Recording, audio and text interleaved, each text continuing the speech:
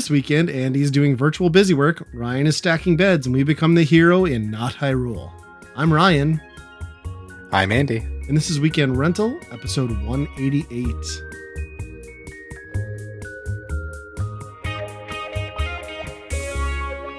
All right, hello everyone. Welcome back to another episode. Andy, what's been going on since we last recorded? Not really anything at all. I just got home from the movies. Oh, what movie? Yeah, took all the kids to a movie, and I think this might be the first time all six of us have been in the theater together, which is weird. I couldn't think of the previous time. Incredibly expensive. It's Tuesday night. It's $5. Not bad. We went to the Wild Robot, which is a new DreamWorks animated movie, definitely aimed at kids, and but you can definitely tell it's made by the people that did the Puss in Boots, the last Puss in Boots movie. Okay, it's kind of got the same type of like brushwork art style. I've heard nothing about this movie. Is it like just like going under the radar, or no? I think it's doing pretty well. I think. Okay.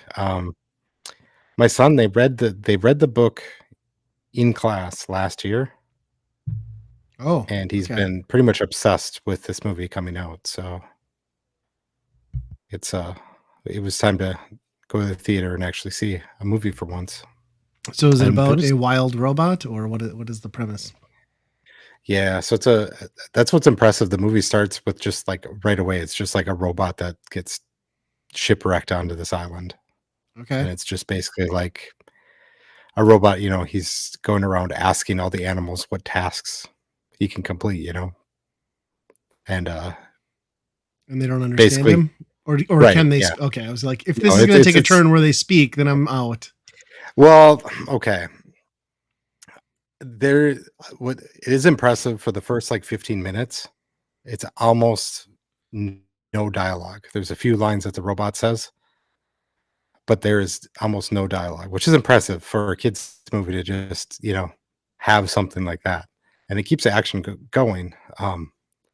Eventually the robot sits down and goes into learning mode. So he learns how to speak all of the animals' languages. I think I'm off of this premise now.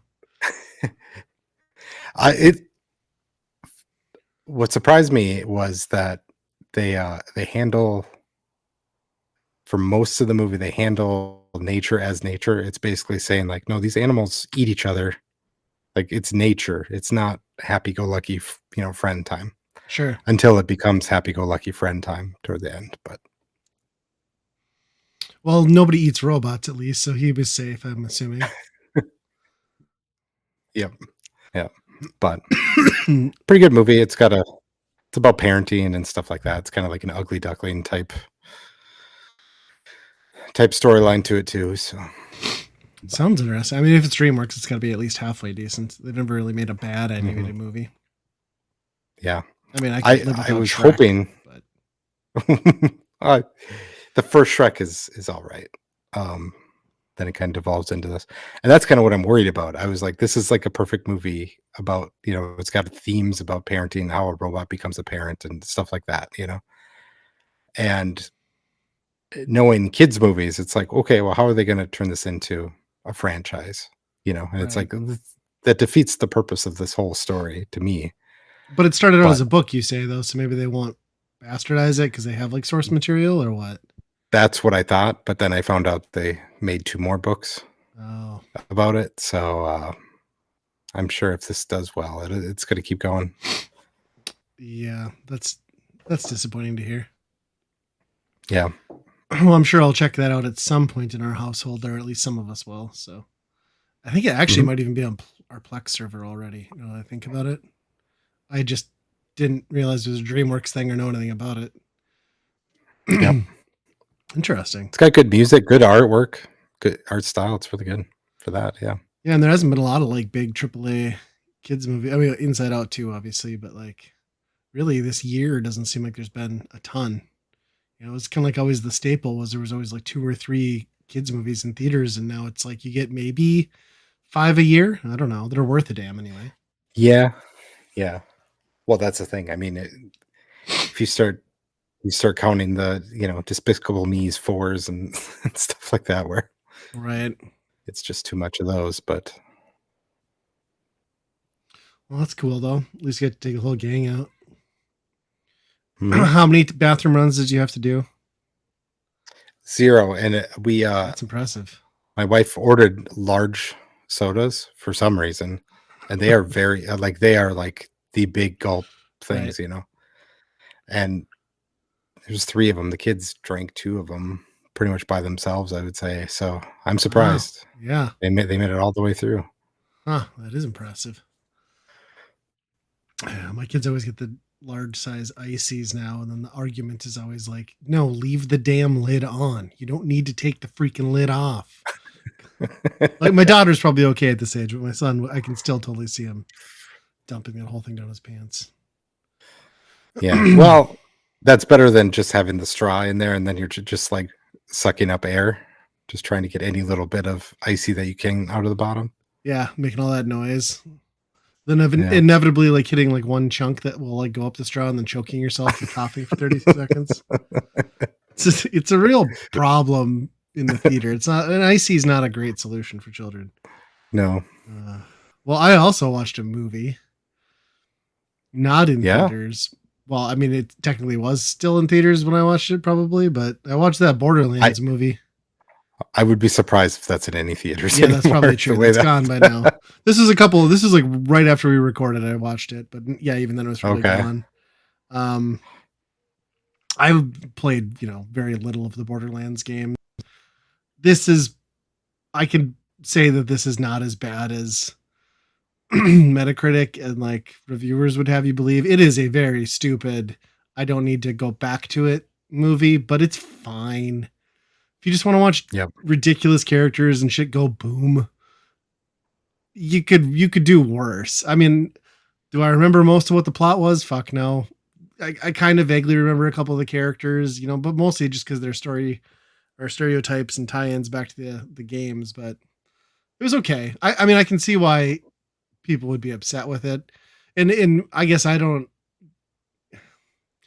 It captured the essence of the world and like the zaniness of it, but I was never really invested in the universe or like how the story is supposed to be. So maybe that's where some of the gamers fell off. But it was fine. Yeah. My wife sat through it with me and had no idea it was based on a video game. And she's like, yeah, Oh, it really? was all Okay. right. Yeah. So I don't know. Not good, but not awful. It was in the games, the Claptrap is constantly talking and annoying. Yeah. Is that in this movie? He Jack doesn't Black have as just kinda talking much the whole time? screen time. They definitely continue with like he's just like this piece of shit that you like kick down a hole. Like they literally kick him down a hole in the movie. You like stare, Hmm. like right out of the game. Like that kind of stuff keeps happening. And he does like constantly try to pretend like he's part of the crew. And they're just like, why is this dude still here? Um, but yeah, I don't know. It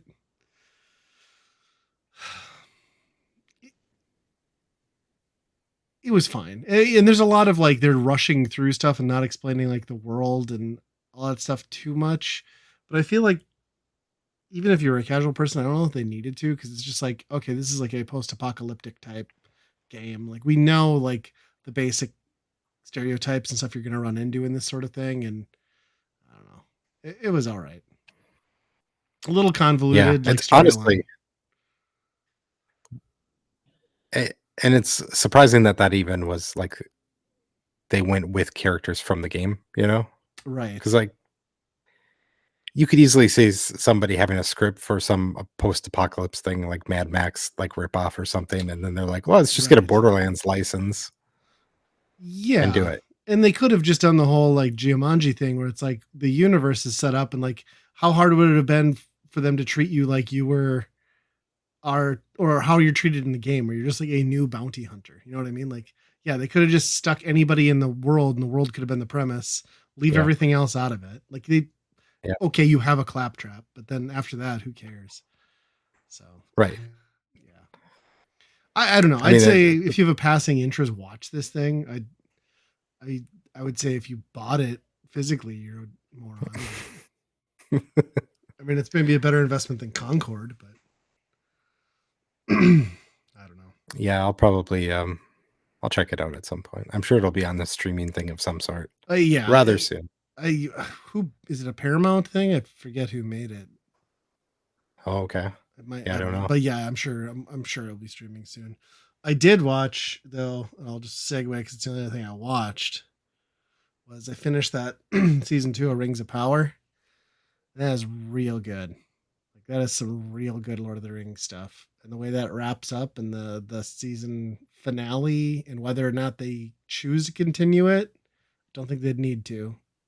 It ended in a very nice spot, so very much like that show. I wasn't as hard on it on the first season as most people, but I think there's a lot in the second season to really appreciate. So, Okay.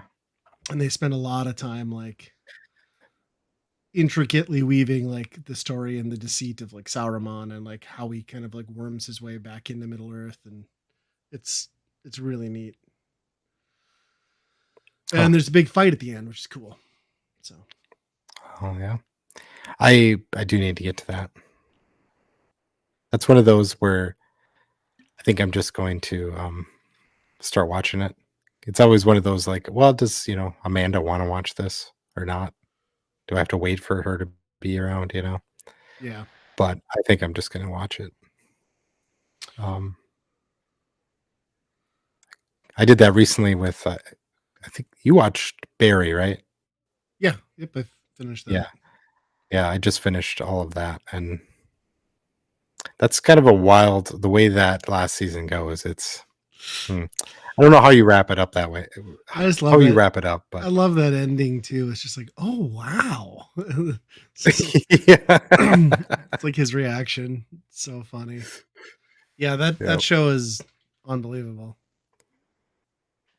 So good though. I think like yeah, that, talk about a show that like knows exactly when it should have stopped. Like yep, exactly. and that was the show, and they went out in a wild way. And for to have to bring Fonzie to a Yes. point where he's not a joke, like I mean, he's kind of a joke in that universe, but Right. he's a good actor in what he's playing in there compared Yeah, to most other roles he does. he's a great character. That the wife girlfriend character. I always like every time she was on screen. I was just irritated with that her actress. I mean, she's a good actress, but she's just such an unlikable character. So Yeah, I mean, yeah, and to be honest, like that show is less about Barry and it's mostly the Hank show by the end. So right. Hank is the best character by far. Oh yeah, it's weird that they can make something so serious and then just have like jokes about like Dave and Buster's and like that being like just like integrated where it makes sense in that world too. Yeah, it's pretty amazing. Uh, and then like I still love the, was it season 2 or 3 where they had just like that one-off episode with like the weird like ninja kid who's just like kicking the shit at everybody. It's so great. Yeah. I started watching The Boys too after you started talking about it, and I was like, I should probably get into that. And we've watched like 3 episodes, but then I'm like, I have to be in the right mood to revisit that because again, it's another like Mad Men type show where it's just like I hate everyone, and I Oh need yeah, to be in a mood where I'm okay with being depressed at humanity and this universe. So working our way through. yeah. They usually have like one or two just fun episodes sprinkled in I'm hoping to each get there. season. We just saw the invisible guy get blown up from the inside. I think that's where we ended up. So doesn't seem like a Uh, good way to go. no, there's a lot of gore, a lot of people blowing up in that Yeah. show. Which is the funniest part because like it would happen, but they never talk about it in the Marvel universe. Yeah. It's funny. Yeah. Well, it looks like you've been back to your Beat Saber ripoff, huh? Oh yeah. I I've turned my uh, Quest into developer mode, Oh, so I nice. can So do you've been side loading some stuff. dirty deeds. Yeah. Nice. Um, I think there's 300 and some songs that I loaded on there now Sweet. for the game is Synth Riders.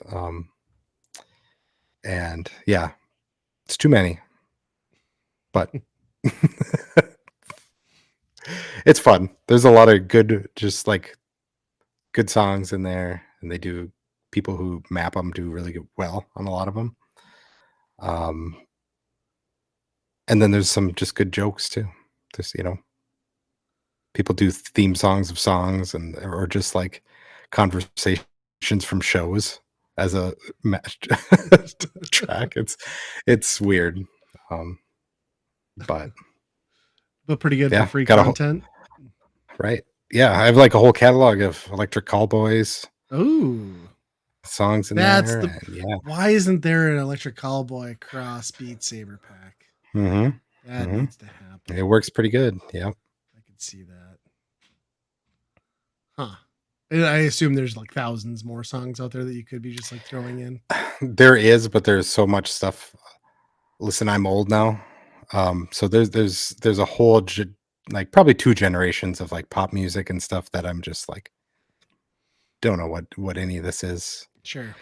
Is this anime? Is this a Bitcoin miner? I don't know what this thing is, So I usually stay away from there's a lot of stuff on there, but I got most of the stuff I recognize.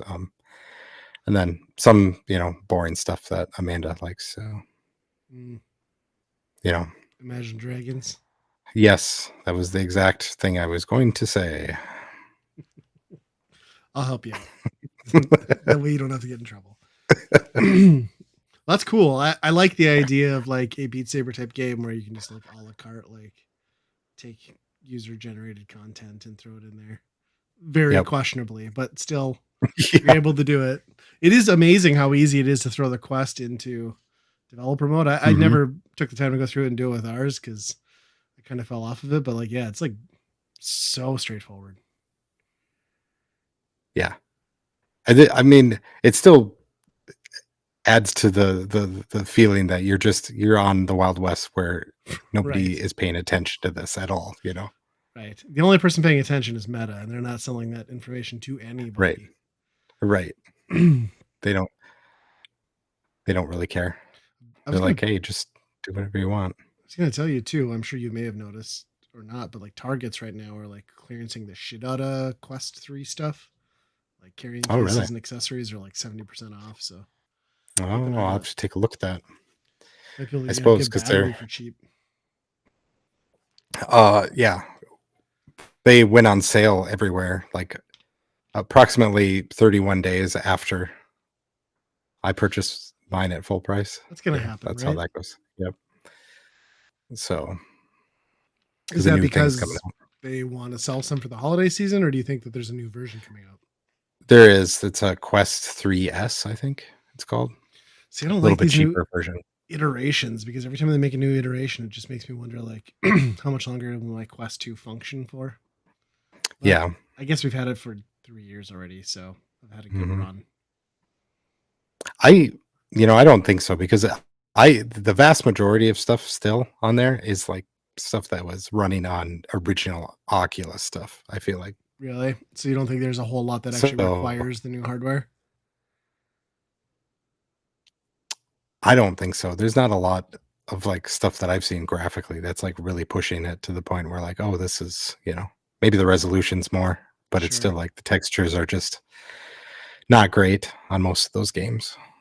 Yeah. Yeah, it's still that thing where it's like it's very rare to find a person who wants to do something new, intelligent, and intuitive in that market when you know that your odds of making any money are just abysmal. Right. Right. And there's the ones that are on there that you never even heard about. So we have the Quest Plus thing for the year, right? It's kind of Mhm. like Game Pass thing. This month there's one called I don't know what it's called, but it's a Alice in Wonderland thing, Okay. and basically it's Alice kind of wandering through little dioramas, and you move like the dioramas closer and closer to you, and it keeps going down in a spiral, like you're going down a well, Oh, that's and you keep trippy. moving it farther and farther down. So Okay. like the level just keeps going and it goes and goes, and you can like look up and you can see the very first room you were in way up there. That's And it, cool. I mean, you could travel up there and look up there. It's really cool idea. But it's just an experience, not a game kind of thing? No, it's a game. Oh, So there's you okay. yeah, it's like controlling Alice in you know a bunch of different like little dollhouse dioramas, I like about the it. Mad Hatter and all that stuff. So yeah, it's not bad. It's a Yeah. cool idea. I don't know if it's something that holds the attention for hours and hours, but All you need is like an hour and a half, I think, for a decent mhm, VR experience. yep. And I did check out the videos. They got some good documentaries in like 3D. Oh, really? Okay. Like Um, free to watch or with your yep, yep, pass? Okay. yep. No, I think it's just free all the way around. The one I watched the other night was, basically like what Mount Everest and stuff like that. People who live around there and what they do, and then like climbing up the mountain and just like I'm not sure how they like film it because some of the stuff is like really windy, so it's not a drone. I wouldn't think, but Just you're just strap kind a of helmet like, to a Sherpa and say good luck, I'm sure. but you're like where you are standing in a lot of those shots is like way off the cliff. Oh, You're just really? kind of like you're just kind of like in open air, open space. Like look down, it's way down there, That's and you're wild. watching a guy climb. Huh. But it kind of puts And you then in you, the experience. yeah, yep. And then it's one of those things where it's weird because you think of Mount Everest as a kid is like, oh my gosh, that's impossible to climb, right? Hmm. In a lot of respects, it is because the last 1,000 or 2,000 miles or feet are just like incredibly dangerous. But there is so many people up there all the time now. It's almost like a tourist destination. A Well, lot of the yeah. base camps, there's just like hundreds of people, and it just looks like a visitor center. It's like, what the hell? I was reading something about how there's just like so much like death and risk between like the staging camp and like the first base camp over like the glacial field that they're talking about building like a permanent bridge now to like make sure people don't Oh, have to okay. cross. So like that lets you know like how much money people are. I mean, obviously you could say it's commercialized, but I mean, really, it's just billionaires paying for experiences, right? But Hmm. like I mean, that must let you know like how much money people are willing to throw at the experience to justify the cost and something like that. Like that's pretty nuts. Yep. Like even if you had And the then I, money, like I don't understand the mindset. Like why? Like the chance of you yeah, like dying horribly or coming back with like permanent digits or other parts of your body lost just sounds awful. yeah. The one guy on this trek was trying to go up there without oxygen, which apparently only like just over 100 people have ever done. Right. So it's just like stupid. Why? What's the point? I don't understand it. And then you look at those guides and you feel bad for them because that's exactly what it is. It's just these Oh rich people yeah. who come in flying it down and be like, I'm going to climb this mountain. And then these guides have to be like, hey, dumbass, take this seriously, do Right. this. And I'm sure all these rich people are like, oh, this is a lot harder than I thought it would be. And Well, yeah, it's just so exploitative too from like, the Nepalese people and the Sherpas and yeah, like they're mm, making a wage, but they're probably what thousands of US dollars a year, if that they get to take home to support their families and like have a better than average chance of dying than virtually anyone on the planet. I don't know. It's yeah, just it's yeah, gross. It's really yeah, gross. I don't know. yeah. And for one that's that dangerous. I mean, Yeah. you can go to Colorado and drive up a mountain and Yeah. see it. And I get it. It's an amazing achievement. And like, the human race is like predicated on like, if we can do the impossible, let's do it. Hurrah. But like what it's turned into is just, I don't know. That's not good for a lot of reasons. No, no. But now you don't have We're to not supposed go to be up because there. you've been there. So you Yeah, lived it. I've bet I've seen what's at the top. And you You made can it see a without long ways. oxygen. You're one of the 100. Yeah. They did interview these people who are just like skiers out there, and they're just like, we just go up there and they're just bombing these mountains, like Oh, fresh really? powder, no idea what's underneath. They're just like, we go down with as least amount of turns as possible, just bombing these things. It's like, holy Then you shit. hit like a crevasse or like a frozen body and like that's it for you. Yeah, that's pretty wild. Interesting. I mean, that part I could see being kind of appealing. Like, don't go all the way to the top, but like get to like a nice snow field and like hiking, skiing Yep. always seem like a cool thing to do. But yeah, that's No, such a that better just seemed like payoff this. too. Like, you know what I mean? Like, you work for a few hours, like gruelingly up a hill, but you get like this nice 20-minute shot down a mountain. That's worth it. Yeah, but it just came across as like somebody who was trying to commit suicide but didn't want to do it to themselves. So they were just like, Right. if it happens, it happens type of deal. Yeah, the no turn rule seems a little not great. That's funny. It's like taking a toddler, young kid skiing for the first time or snowboarding. All they do is like point and go, and you're like, that doesn't work. They learn Can't do quick. that. Yeah. Well, I had some updates to some hardware I have too. So that Legends Pinball HD that I've had for a few years now, they launched that 4K line. Was it earlier this year or late last year? And it's kind of been like met with lukewarm reception. They've got not the best emulation. It sounds like they're still trying to work all that out. There's some latency issues. And that started with them doing like themed tables, so they got the Adams family and some other ones. I think there might be like a Peanuts one. But anyway, like once that rolled out, At Games kind of just acted like the HD stuff didn't exist anymore as far as like Mm. supporting it. So there's really been like nothing coming out for it. And every year around this time, they do Owners Appreciation Month, which is October, it must be, because I just got the email. And they threw us a bone and they put out a new pack of pinball tables. It's the Natural History Museum Volume 2, which the first volume, there's some pretty damn good tables. Anything designed specifically with the digital table in mind tends to play better than stuff adapted, or at least it's more interesting in a lot of ways. Oh yeah. What I did think was shitty though was it was part of their sale for the owners month. And it was supposed to be $35, but it was down to $25 if you were a 4K purchaser. But if you just have the HD one like I do, it's $25 with no discount at all. So I'm like, come on, what are we doing here? Like, come Wow. on. Like I couldn't get $5 off. And then what really pissed me off was they added a login interface because it's been over a year since I've had to buy anything because I've owned everything that they put out. They added a login interface, which makes sense to their store. So you had to create a username and password or whatever, right? So I follow the link from the owner's month email, owner's appreciation email to the new tables, right? Throw them in my cart. I can't buy them until I register. So it makes me register. And then it lets me into my cart and I buy it, right?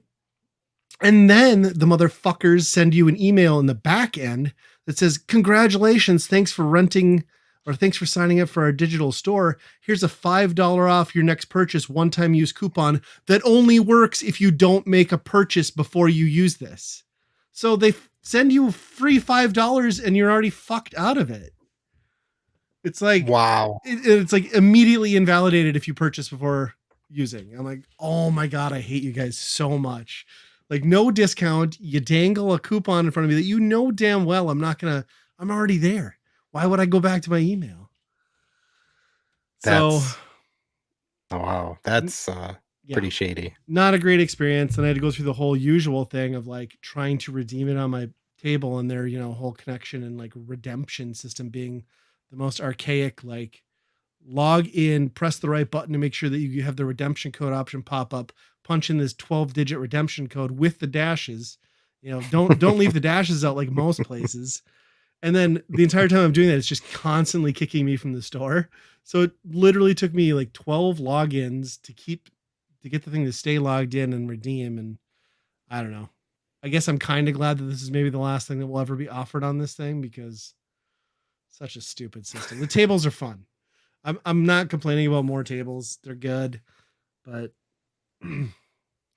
well, it's not much of an owner's appreciation month when that's the shenanigans you're pulling with your rinky dink operation. Yeah. Uh, The marketing guy there you might have to have a word with that guy because yeah. his funnel's a little messed up. Well, and I like that they like require login now for purchases, but it would have been nice if they had implemented that from the beginning. That way I'd have Mhm. like an account with a history of all my purchase. I mean, granted, I still have a login on the other end, but I don't know. Hmm. Frustrating. So I haven't used my arcade sticks in a long time either. I should try those out again and see if anything changed. yeah, I you got that all set up on mine to do like the X arcade and stuff, and I just haven't done much. It's down in my basement. I don't go in my basement anymore, which is my game room, which means I don't go in my game room anymore, which is also true. But I think if it was out in my garage arcade, I'd use it more. But Mhm. I don't know. It's too nice of a piece of hardware to keep out in the garage. Just an arcade one up can sit out there just fine, but this thing's a little more Yeah. sophisticated. So, and I got kids constantly popping in and out, smashing on buttons out there. So Yeah. yeah, that was my fun. It was real great. I'm I'm looking to see if one goes on crazy clearance I found this year. one in Mayville. Someone had listed it for $300, and by the time I Okay. clicked on it to share links, it was already gone. Well, Oh, actually, wow. that's not true. I sent it to my one buddy who lives in Grand Forks. I was like, "You should drive and get this like immediately." It was like $300 Mhm. cash. You come pick up now, and I was like, "That's a good deal." So yeah, Oh, but I don't think they sell the HD anymore. But you'd think at some point like a Costco or somebody would get some in and then just be like, "These aren't moving. We're just gonna slash the yeah. prices," because the new ones are way too much. When you're paying $1,300 for a digital one and you know it's not going to be the greatest experience, like just buy a like 80s Williams table and put a little work into it at that point. Right.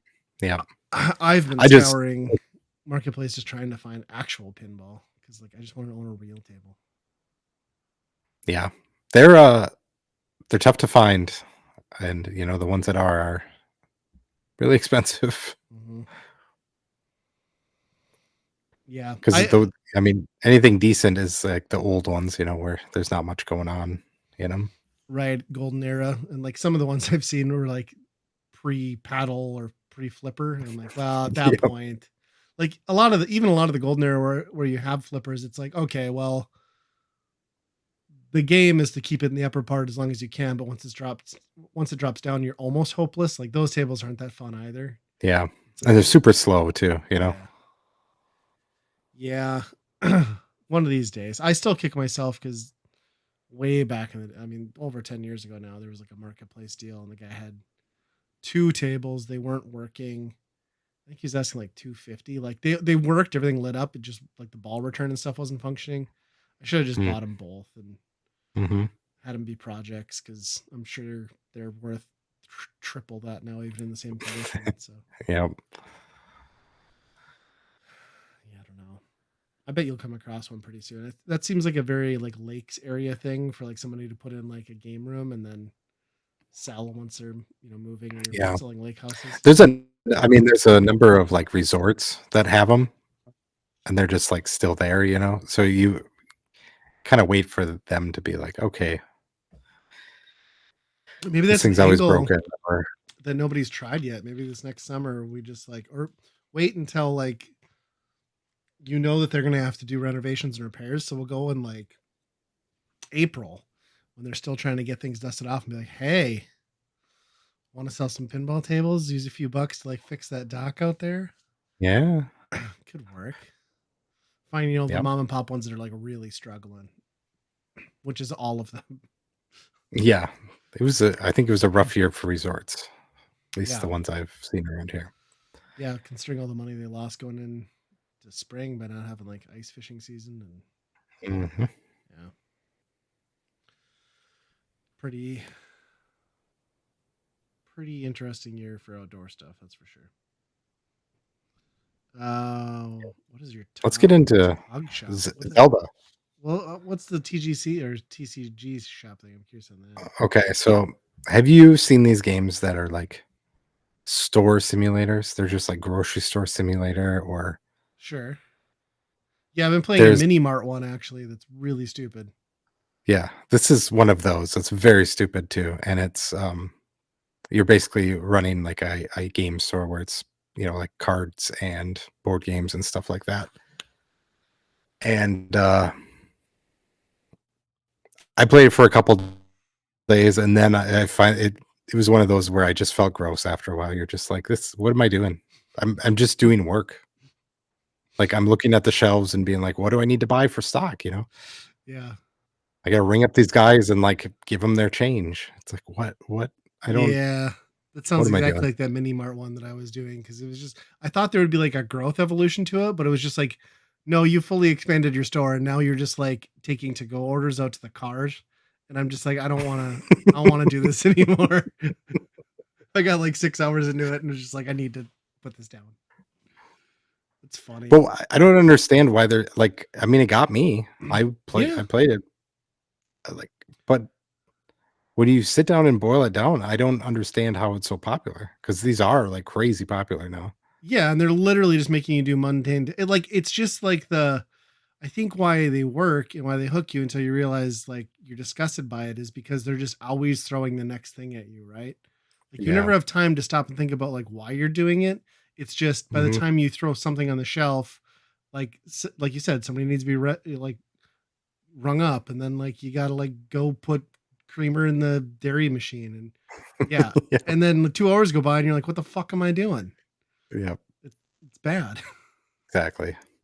This one does have a pretty funny thing in it where a lot of your customers stink really bad, just Oh, like like a well-known reputation of the standard Magic the Gathering a player. basement dweller, yeah. Yeah. So you basically have to buy air fresheners that spray like mist at them when they walk through the door. Otherwise, the rest of the people around, the rest of your customers get angry. That's horrific and hilarious all at the same time. Yeah. What did you find this on? Do you think Steam though? or what? I think it was on Steam. But then I started thinking, is there a movie rental equivalent, like a blockbuster, run a blockbuster? Oh, somebody's had to build that, right? At least in like a I VR space, probably, yeah. because I bet somebody in Rec Room even has that built. Yeah. Well, for doing Kmart's, we're doing a blockbuster. I know that's got to be out there. It'd be so cool too. You could like Photoshop your own like movie covers and stuff and posters. Right. It'd be Right. amazing. Yes.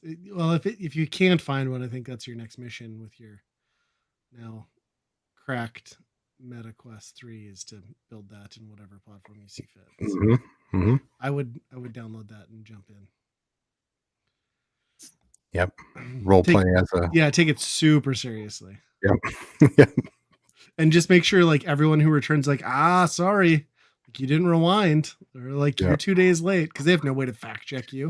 You're just harassing everyone in your shop. Or hey, asshole! I know you're just burning these discs. You're bringing them back. So funny. I still remember when my cousin was running one of those blockbusters and I had like that movie pass thing. I was like, do you guys, I'm like, I need to know, do you guys monitor and report that to anybody? Cause I'm coming in and like copying 4 movies a day, right? He's like, I don't think it goes anywhere. I was like, okay, good. Good to know. Yep. And they're all Well, bankrupt in that like was 18 that months was anyway. yeah, that was the main reason all of those closed down is because there was never nobody ever built a modern software for rental. So, like, even when you went into, like, Blockbuster, even toward the end there, a lot of them were, like, using, like you look over and it's just, like, the blue screens, Just like DOS prompts and most stuff. basic yeah, Yeah, DOS shit, yeah. I can believe it because that's what Rent-A-Center did up until I left, and that was within the last 15 years. Like, I mean, we were still backing shit up to like the big like plastic or like big cassette tapes. So pretty Yeah. wild. Yeah, I talked to one guy, that's what he said. He said it's not that we had like, his business was dwindling, it was that his software, he couldn't run it anymore. Yeah, and It's wasn't like, that the "Wow, thing with okay." like that last Blockbuster too? Is like they've been like cannibalizing and like trying to get a hold of like new old or not new old stock, but like old stock Blockbuster stuff to like switch out boards and because they just have Huh, no way yep. to run it. I don't think, which is amazing. I honestly feel like we're not that far off from being able to run a small boutique rental store. I think it could be profitable. Like I mean, in the I bigger think in cities, 10 there are years, some, right? right? But I think 10 years from now, like you're gonna start seeing them pop up even in like cities like the size of Fargo because the novelty of it will be the thing, you Yeah, know. If really a person yeah, should you just gotta be sell going it as around an to garage sales experience. right now and just like bucket loads, right? Like just gather it all up, store it in a warehouse.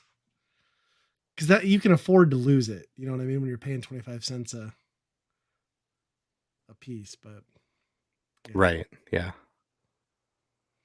yeah. I miss it. I, for a brief moment there, I had the idea that you could have a place like that and then rent out rooms, viewing rooms, you know? Sure. But then it was like, "Oh, that's just gonna turn into people just using it for other reasons." Yeah, I was gonna say like you're just one. That's one move adjacent from the curtain room at the old adult Which bookstore. is also very profitable, I bet.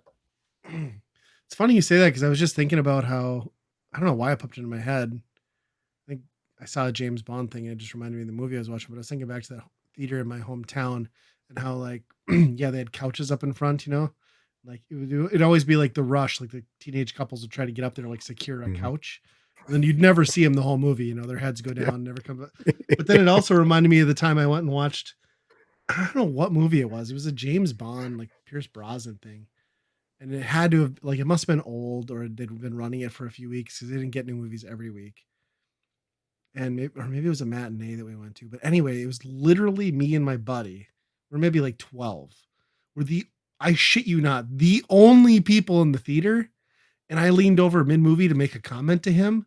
And here the creepy like fucking video movie theater owner guy chose to sit behind us, like directly behind us, and then scolded me for talking during the movie. I'm like, but we're the only two people here. I'm like, I know you've seen this movie. Like, fuck you. Like, such a creep. Yeah, God, you coulda ran that place. You coulda done whatever you wanted in there if you're the only one in there.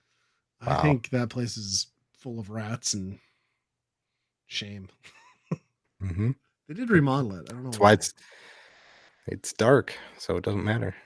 What you can't Yes. see doesn't bother. Well, yeah, let's get into the good stuff, huh? Should we talk about that Zelda Echoes of Wisdom? Came out on 18th. Was it 18th of September? Somewhere around there, 18th, 19th. Something like that, yeah. So right after the week we recorded, like later that week, last time. And yeah, they built it off of that Link's Awakening remake engine. They take some ideas from Breath of the Wild and Tears. They take some ideas and staples from, you know, Link to the Past, and they kind of blend it in this weird, fun, old but new kind of way. And it still runs like shit. That engine still really sucks. I still Yeah. don't like the screen blurring thing at the top. I do like that it's not screen to screen shifting and that it's, you know, a scrolling screen, but Yeah, it that engine has some real problems with frame rate. I mean, it's never stable. yeah, which is it's kinda crazy, really. I mean, there's not a lot going on in that game, you Right. know? So, I don't know what could possibly be, having problems there, but Yeah, it it definitely has a different feel. I mean, I'm not very far into it. I beat the basically like the starting area that's teaching you how to do everything. Yep. Um, and it's a different way to wrap your head around it. There's definitely some actions that are the same, but they're done differently, right? Right. Like she spins instead of a sword and or whatever, you know? Yep. But then they just kind of do the weird thing of like you've maybe gotten there, you probably gotten there, but they give you Link. Like you just like your other ability is to turn into Link on a timer. So like you can Yeah, still do yeah. Linky stuff at but you have to be hyper conservative about it, at least in the early game. Um and I think what's really weird and like you start to notice right away, like obviously you get the Link thing, but that's not sustainable long term. Is that really like you're left with a character that doesn't have a weapon attack? So you're almost like you're given the ability to make these copies, right? Like you can copy anything in the game or certain items in the game or enemies, anything you kill, and you can create it to fight for you. So you kind of your combat kind of turns into figuring out like what's the best enemy to send at the other enemies and watch them fight, which is really weird. But then on the other side, it also lets you copy like a bunch of inanimate objects and like it turns out that the solution to 90% of problems in life is just beds. You just spawn beds, Stack in bed. sleep in Yeah. bed, recover your health, which I didn't learn until this week. I've been playing that game for like hours and I didn't realize that the bed refilled my heart. So I was like just giving all my money to the shake guy to help me make potions to Oh, so frustrated by tell that, me but I could sleep on these stairs? Wow. right. I wish I could sleep on the trampoline. That'd be um yeah, I don't know. It's so that part frustrates me a little bit because it's equal parts cool to have like a traditional style Zelda game and then like just the free form of the Tears or Breath of the Wild, but um it feels like a completely different game when like your every combat encounter requires you to like spawn something and then when you watched I feel like when you watch previews of this game you're like, "Oh, that's cool. They're going to give you like you're gonna build up this arsenal of like copy ability stuff, but then within the first hour of the game, you're like, oh no, they're just gonna literally like give you everything. Like you're just gonna have 8,000 things in the first 5 minutes. Well, not 8,000, but you're gonna have like 40 things you can copy in the first hour of this game, and you're like, what the fuck am I gonna do with them? And then you're quickly realizing that they gave you zero options to effectively manage that and like scroll through which items you want to use. Like you can sort it, so you can pick from like most used, last used, newest picked up, but it becomes so exponentially unwieldy. Like I don't know why they didn't come up with a control scheme to where like you could have used the D-pad on the other side. Like I don't know why Link and like that stuff had to be copied over there or why they had to do the like do I need a shoulder button to spin? Couldn't that have just been like a Mhm. pull up a hot tab and I would select 5 things from the wheel? Like it desperately needs Yeah. a I want to map 3 to 5 things that I can just permanently grab on the fly because that sucks. Yeah, and for the most part, at least what I've seen so far is the the the enemies that you're copying, they've very much become, like, deprecated pretty quickly, Yes. where, like, obviously, a green slime, you need one to kill the first monster, Right. but after that, like, you're never gonna use that thing again, so there Right. it is, taking up a spot. There might Well, be a then you get the puzzle level somewhere 2 along version the of it. Now you got 2 of them. You know what I mean? yeah, yeah. Yeah. And then you find one guy you like, and then it's just like, well, I'm just going to use this guy most of the time. Mhm. And then you kind of watching that. Right. You pull your guy out, and you're watching the guy attack, and you're Yes. not paying attention to where you are anymore, which is kind of weird. As you're the Yeah. main character in the world, and now you're not even. I don't It's know. it is weird. And the answer to which guy you're going to pull it all the time, at least for the first 2 hours of that game, is spiky flying pineapple guy. Like that, he's The the answer spinning one. to yes to everything for the first like Yep. 3 hours of that game. Yep. Yeah, I agree. That part feels weird, but I'm getting used to it, and I'll take that trade off for traditional dungeons. I love having them back. Um, I loved being thrown off by like just walking into Gerudo Village and like realizing after like 2 to 3 minutes that I didn't need to be cautious because they weren't going to kick me out because I was a woman. So I was like, oh yeah, I don't have to be afraid of the guards. Like I'm already a chick. Like, this is great. Yeah. Um, the stamp guy, clearly a pedophile. I dislike his character with an extreme passion. He's very disturbing. I listened to a podcast. Dan Reichert was talking about how much he loved him. I was like, that tracks, but to a normal human being, the stamp guy is like, if he was a real person, he would have a van and he would be luring kids in with candy, is all I can say. Yeah. So he's like the token Tingle character in this, like the weird. He's creepier There's than always a one Tingle. weird I one. like Tingle Okay. better. Tingle's like your like autistic uncle who dresses up to shop at Toys R Us. Stamp guy is like muscly arm paper boy sort of like I don't like him. I don't like him at all. Okay. Huh. When you find him, you'll see what I mean. He leaves an impression. I do like so far too the difficulty curve. It's pretty flat and manageable. I imagine that will change drastically. I've read it's like a 35-hour game. What I'm starting to fall into more is realizing that like I definitely wasn't expanding my brain enough with the options and things that were given to me. I think this game makes it easy, at least early on, to just, like you said, settle into the 2 or 3 abilities and not really think about everything else you have going for you.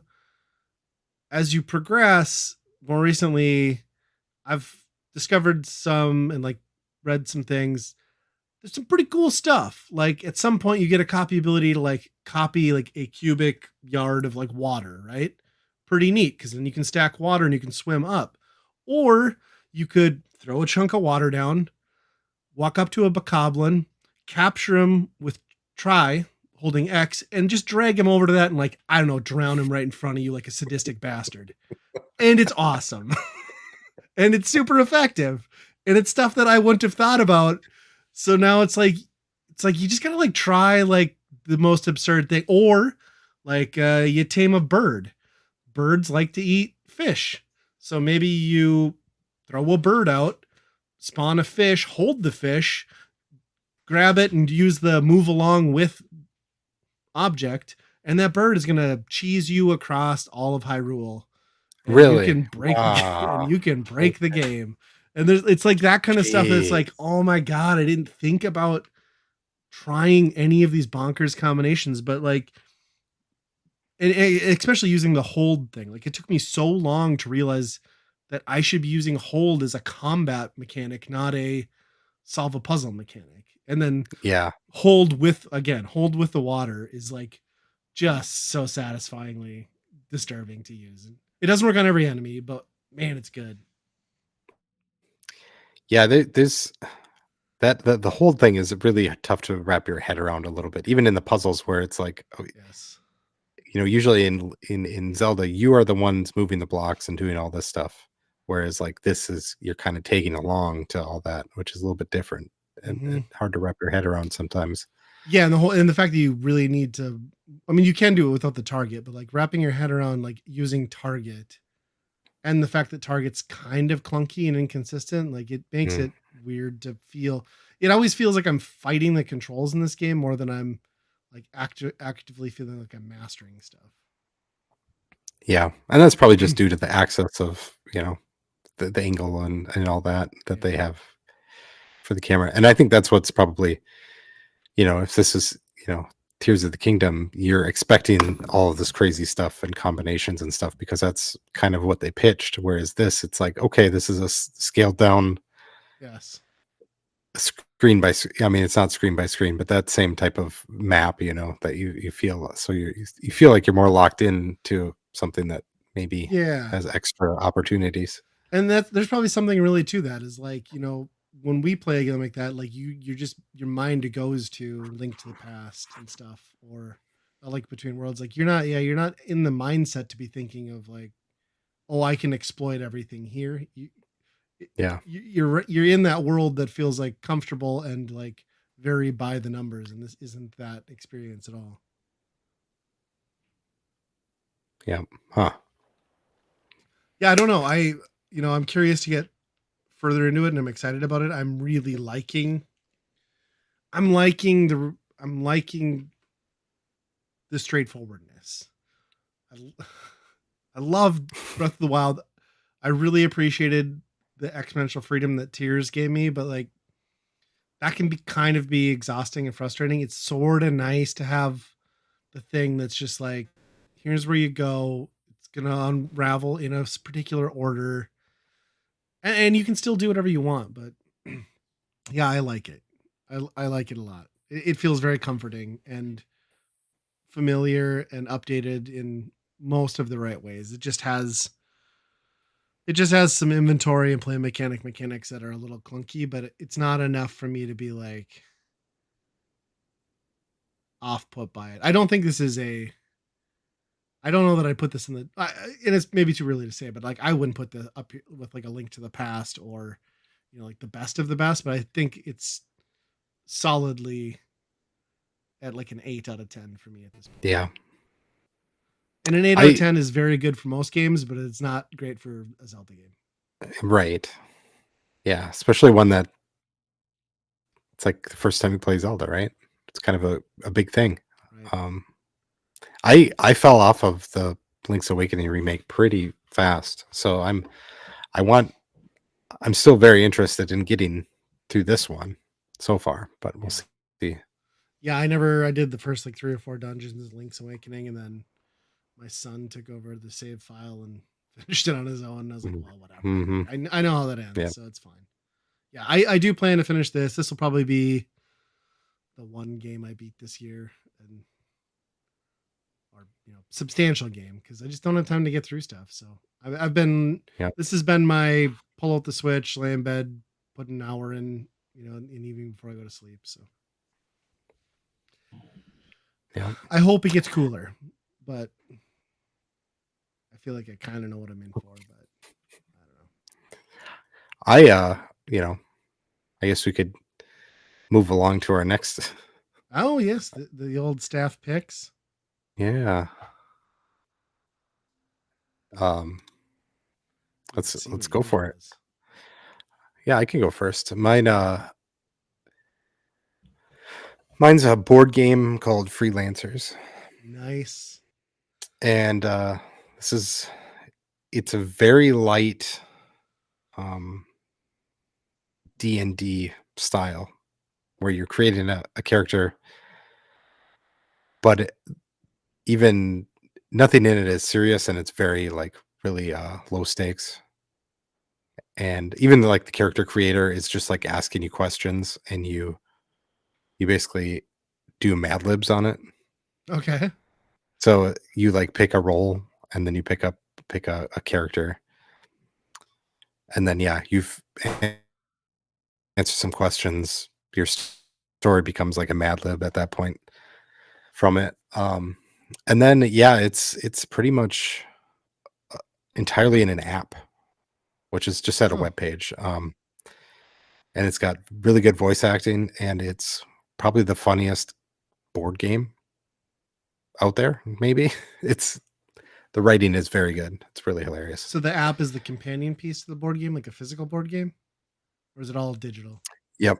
Okay. Yep. It's a companion piece, but it's definitely required. That's the Sure. thing that like drives the story. You have to like input what happened. So If you does the app act as the dungeon master essentially? yeah, pretty much. Yep. That's cool. Yep. It's pretty much that. And then as you gain levels in certain aspects or skills, I should say, you get to roll bigger dice. So, you do your checks to see like, oh, if it rolled over 15 or whatever, then, succeeded or whatever. And yeah, every scenario that you're going into, it's really funny. Um, it's built on a system that they've built a few games like this, and I don't know if all of them are in the comedy genre kind of. This is definitely in that. But I believe a lot of them, a lot of the other games, it's called the Crossroads system. They make other games, Okay. and I think it's all probably using the same type of app infrastructure.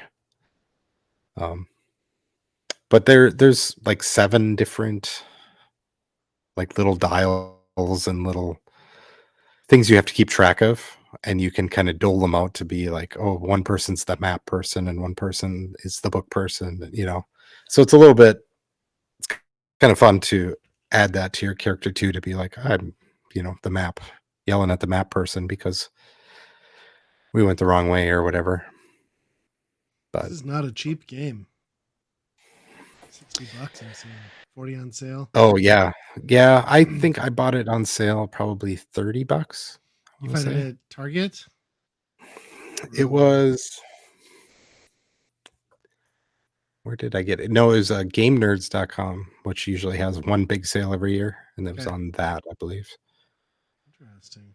Yeah, this sounds But cool because like obviously after we watched um Stranger Things as a family, like everyone was like, "Ooh, D&D," and I'm like, "Yeah, but like, having to like learn everything and be the but mhm. like if the app is gonna do most of that stuff for you, then that sounds pretty Oh sweet." yeah, this is yeah. If you want to do something like that, this is like a great like entry into that, and Okay. it's really self-explanatory on how it all works, and it's hilarious, and yeah, it Yeah, this sounds it's like really one I fun. might have to put on my short list to try and track down.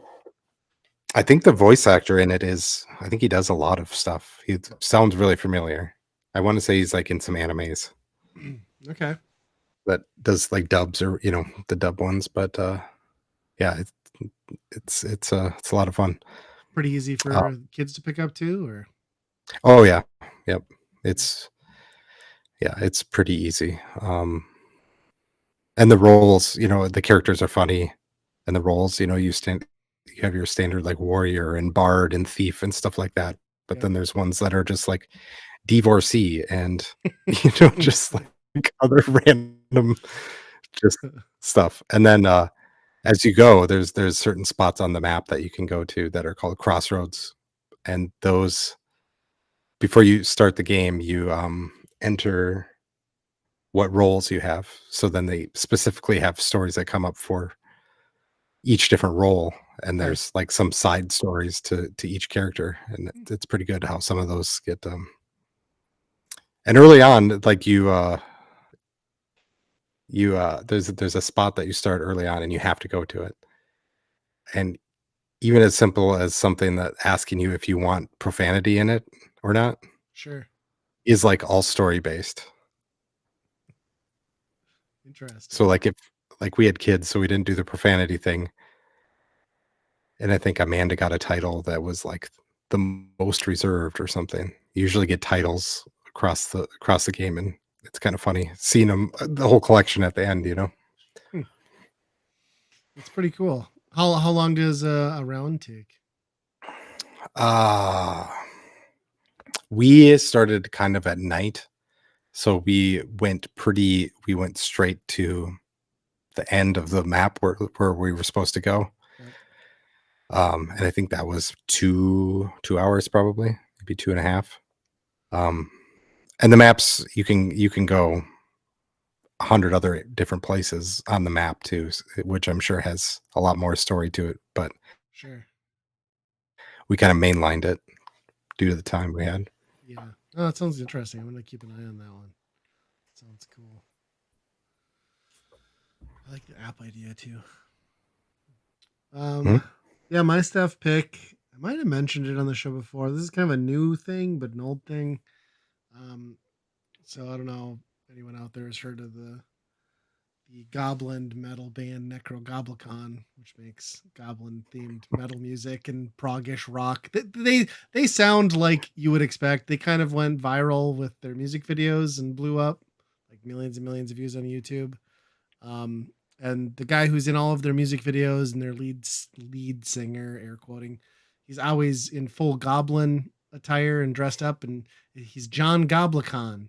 And then prior to the pandemic, as like kind of like a side promotion for the band, because they got the YouTube following off the music videos, they did like the show called Right Now with John Goblicon, which was kind of like a live studio show with like the band as the house band, and they would get like weird comedians and stuff on there. And it was filmed like a talk show. And then obviously post pandemic that went away, but they just rebooted it like last week, and they still so Oh, it's now a podcast format, lower production costs. So it's still John Goblikon, and he's been interviewing people. He started off with Andrew Santino, and it was fucking hilarious. And he's got this, I forget the name of, Joshua or whatever. Like he's the in studio podcast editor who's like Swedish, and they just like shit on him the whole time. Like Andrew Santino just basically like ate a breakfast burrito through the whole thing.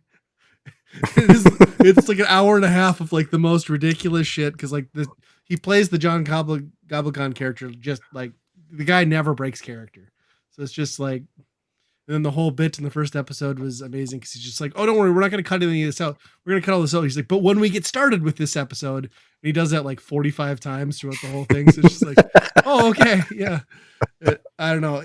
And I watched the second episode tonight. John, was it somebody Holmes, another comedian? You'd recognize his face. He wasn't as good, but I don't know that.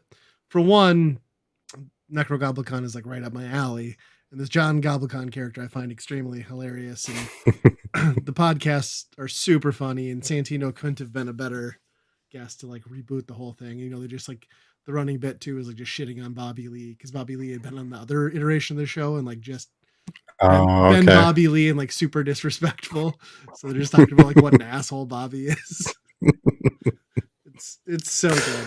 I highly recommend it. You have to look on, well, you can search for right now, but you just search for Necrogoblikon on YouTube, and it's all under there. And then watch some of the music videos too, because they're great. So Yep.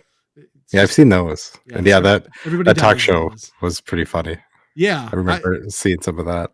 I loved the talk show, so I was like super happy to see that they rebooted it. So Huh. That's funny. yeah, yes, it's I don't know, it's right up my alley. I mean, as a Metalocalypse fan too, like this is perfect. Yeah, I mean that's kind of what it. Right, it's the same genre. Yep. Yep, Yep. 100%. Well, I suppose it's probably time to get to that weekend rental, huh?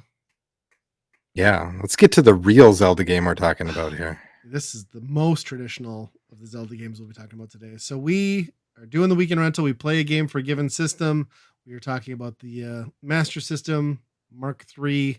This go around the Sega Master System.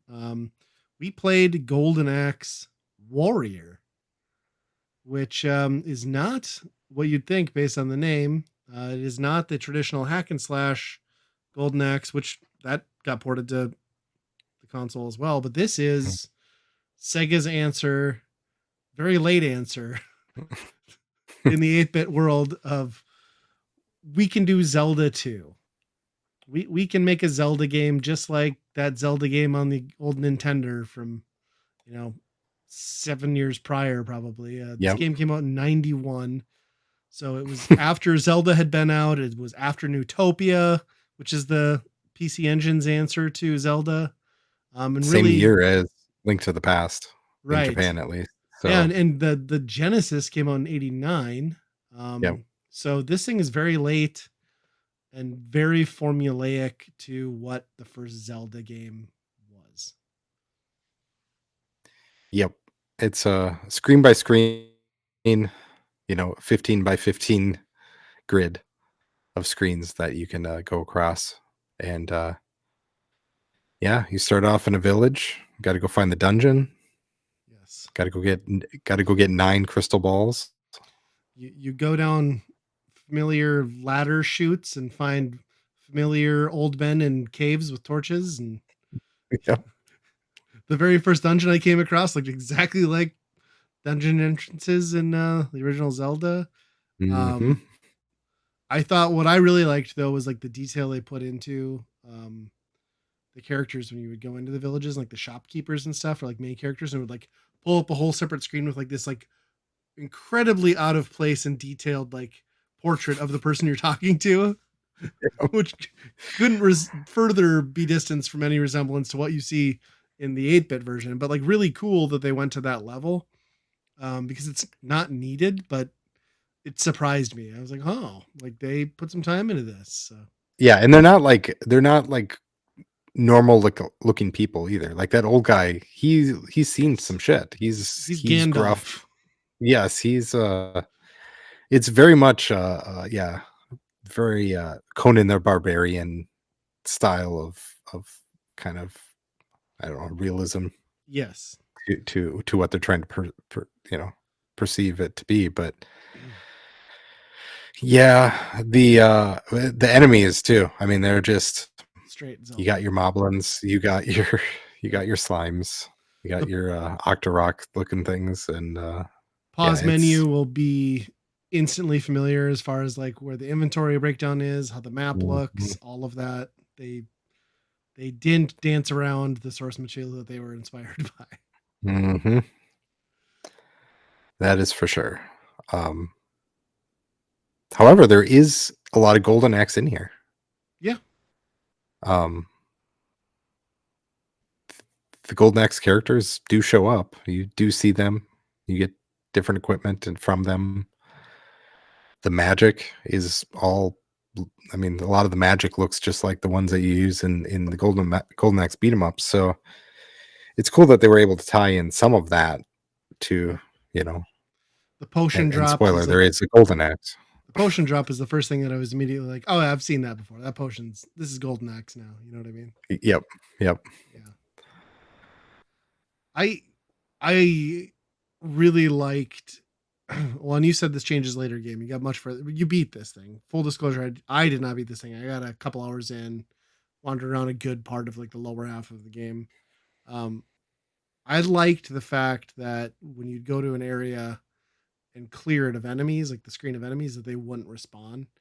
And then you could just die and continue right back, like sometimes from Mm, the same screen, depending on where you're at. So you always kind of had like this path forward, at least in the early game, of where like, well, I know this is the direction I was going because I've cleared everything on this screen. And it was a nice way to kind of like feel like you were getting progression and not be immediately frustrated by the difficulty. Where I think that was one thing when you play the original Legend of Zelda, as you're like learning and wandering and you're just like constantly dying and like you leave a screen and come back or get knocked back, you're right back into that fight. yep, It felt really satisfying with that little change to be able to like clear a good portion of the game and like not have to retread back through. I yep. liked that. And there's a lot of times where I'd go in a screen and there was a lot of guys and I'd kill a couple of them and then I'd be like, I have to retreat Yes. back and reset a little Yep. bit. So that was nice. And those do respawn after a while. I'm not sure if it just keeps a certain number of like screens that you've cleared in memory. Sure. But if you are trying to go a certain direction, usually it's enough to, like you said, it feels like it's cleared all the way toward the area you're trying to get to. Hmm. So it does feel good to just cruise on over there then. Yeah, I really liked that. I mean, it's a simple change, but a nice one. I wish they would have found a way to like to avoid the pitfalls of the traditional like original Zelda, where it's just like pixel perfect. Like you lining up with enemies in like a free space is so. I mean, it's same with Zelda, but it's Yep. just I wish they would have found a better way to handle that. Like that, they had the time to figure out a solution to Did make you that did work. you end up getting the axe? Yep, I did, and that helped because Okay, yeah, so you the had to axe, clear a big area. yeah, it kind of does a swipe across the kind of the surrounding areas, which really help in some cases. Yeah. But then your sword ends up becoming so much more powerful than your axe does that you're resorting back to your sword most of the time because the characters, and that's another thing, they change color. So the green ones, and then there's Right. blue ones, and then there's some red ones. So you kind of know, like, hey, I'm not supposed to be here yet. Right. Like this is area I shouldn't be yet. Yeah, that's a really cool indicator. Yep. Um, this has a ton of bullshit though, where you know Zelda has some of those too, where you gotta find the one thing that does this one, you know, Burn the bush unlock the on door this to this or screen. whatever. Yep. Right. Yep. Yep. But this one just has a lot more, and a lot of it is tied to upgrades to like your sword and your armor and stuff like that. Okay. Um, so that part was like I can't imagine playing this without a guide. There's just no way you would have found that stuff, I don't think. I mean, there's some exploration, you can find some of the stuff, but some of them are very convoluted and, you know, chopping down a whole forest to get to one pixel that you didn't even know that you could get to before. Yeah, it's Well, that was even some it's of more my Star Tropics. yeah, that was my frustration too. And I was like texting you about it today because like I had gotten the axe in that dungeon, but like there were two doors that like didn't require keys. I was like, so I did the normal Zelda thing of like I went to every room and I pushed on every block I could think of, and then you're like, yeah, I think you might have to like hit a candle. Like I never thought to go around like smack every candle or put like why. Yeah. I mean, I guess I should have, but at that point, I was just like, I'll take my upgrade of the axe and just go explore now, and that's what I went and did. Yep, yep. And so, what are the I boss fights like when you can get into a boss? Are they like one room, like thing sits in place? Do they move around?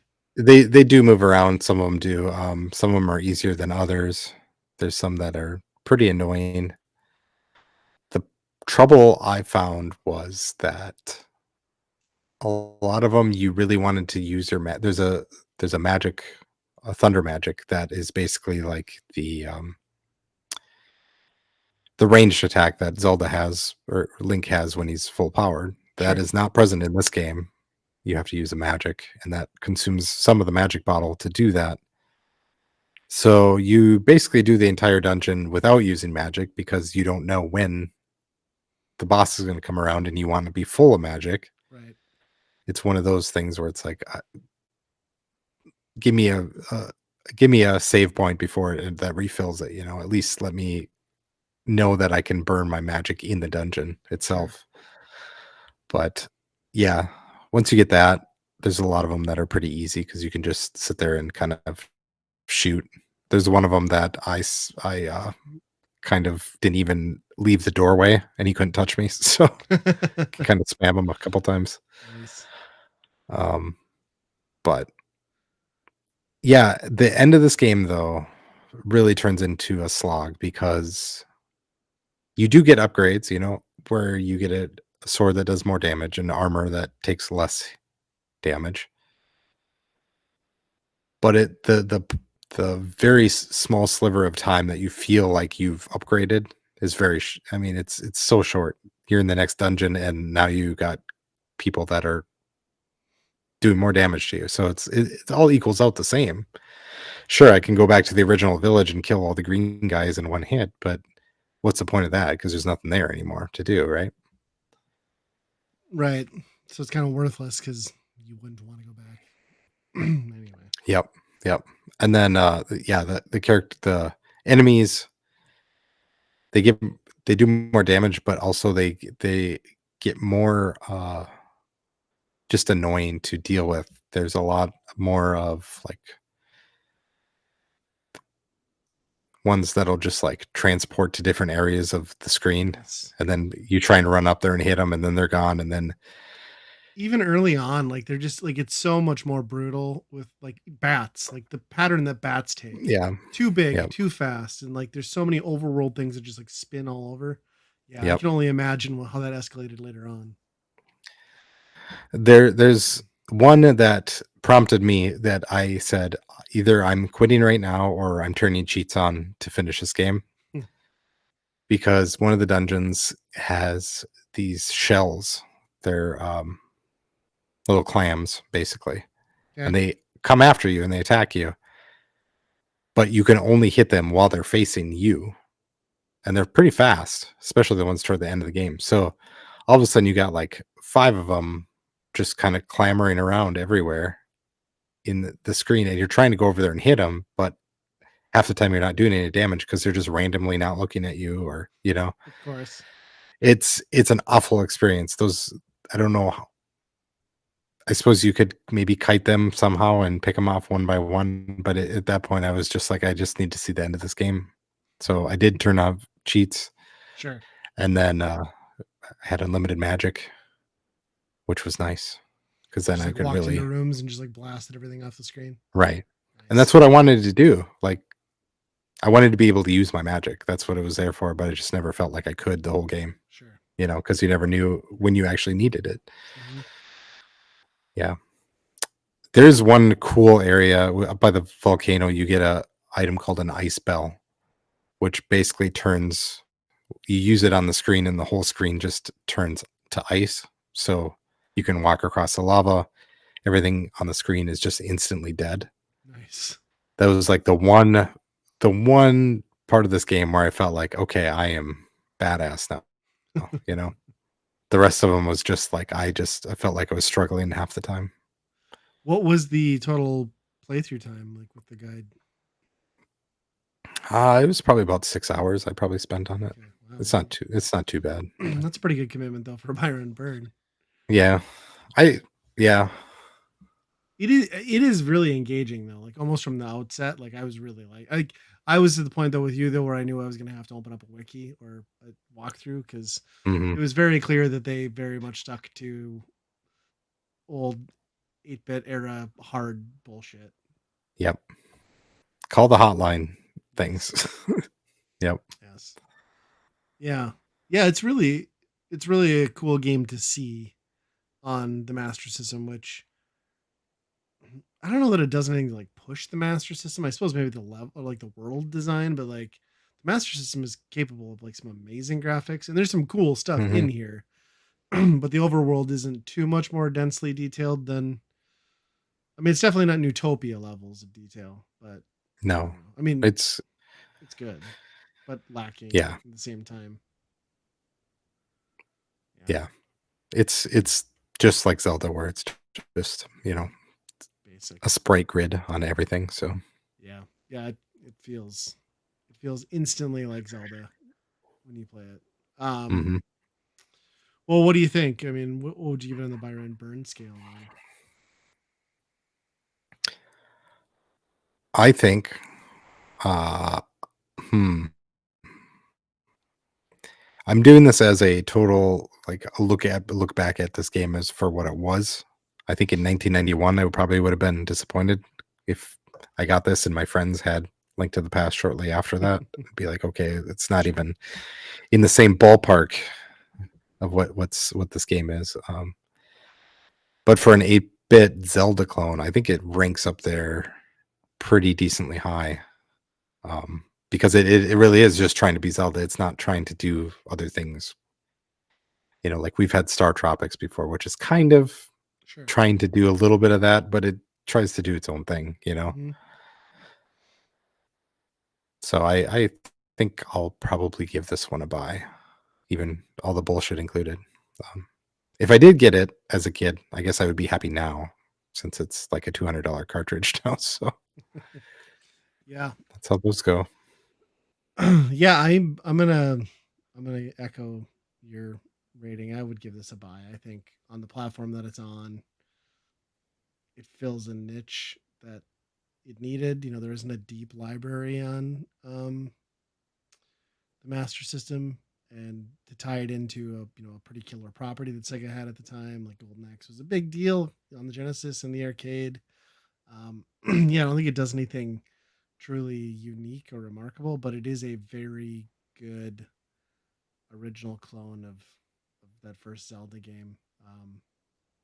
And yeah, I'd be pretty happy to sink more time into it, and I probably would have been really happy if that was my only console at the time. And but you can tell that like this game is expensive now for a reason because like everything we laid out, like the timing of where competing hardware was at, Sega's own competing platform being out. I gotta wonder, like, I wonder if this released earlier in Japan, like, and we got a late port too. Maybe That could not, be. though. I don't know, but I don't know. It is very well done and it's fun. And like you said, there's the usual 8-bit bullshit, but yeah, I really enjoyed playing through it. I thought it was immediately familiar and, immediately familiar with one of the greatest franchises of all time is a good thing. So, Right. And that's a cool part about it is taking something from a genre and like turning it into a Zelda and still have it feel like you're in that world. I mean, yeah. you see the dwarf guy. Wow.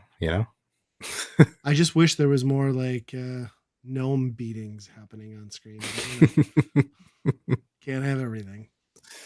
Yeah.